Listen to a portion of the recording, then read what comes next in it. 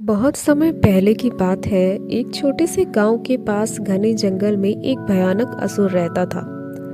वह बहुत बड़ा, ताकतवर और डरावना था, लेकिन उसकी एक अजीब आदत थी। वह हमेशा भूखा रहता था। गांव के लोग उसे भूखा असुर कहते थे। भूखा असुर अक्सर गांव में आ जाता और खाने की चीज़ों को लूट कर ले जाता।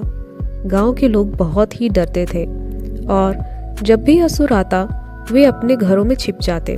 धीरे धीरे गांव में अन्न की कमी होने लगी, क्योंकि असुर सब कुछ खा जाता था।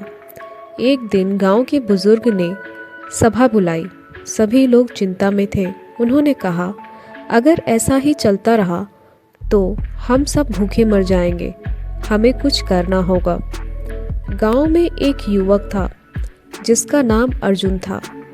वह बहादुर और समझदार था।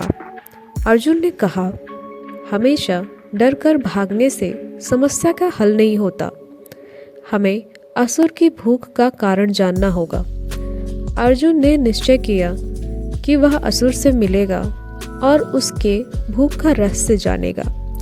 गांव के लोग डर गए और बोले, अर्जुन, असुर बहुत ही खतरनाक है। वह तुम्हें खा जाएगा। लेकिन अर्जुन अपने फैसले पर डटा रहा। अर्जुन जंगल में गया और असुर को ढूंढ निकाला।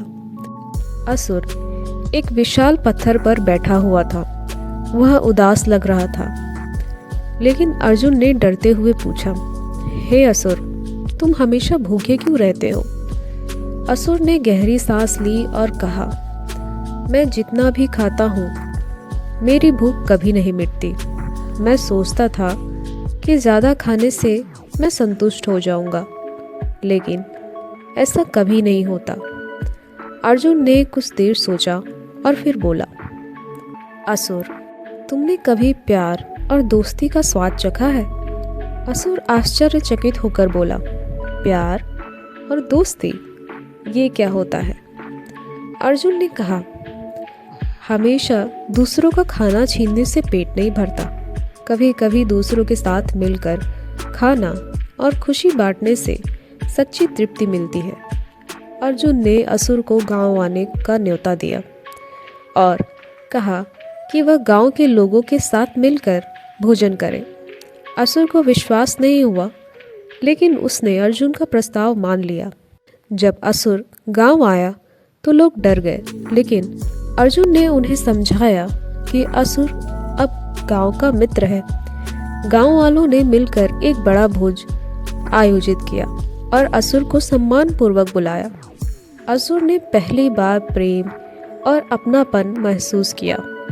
जब उसने गांव के बच्चों के साथ बैठकर खाना खाया तो उसे महसूस हुआ कि उसकी भूख अब धीरे धीरे मिट रही है। उस दिन के बाद असुर ने कभी गांव में डर नहीं फैलाया।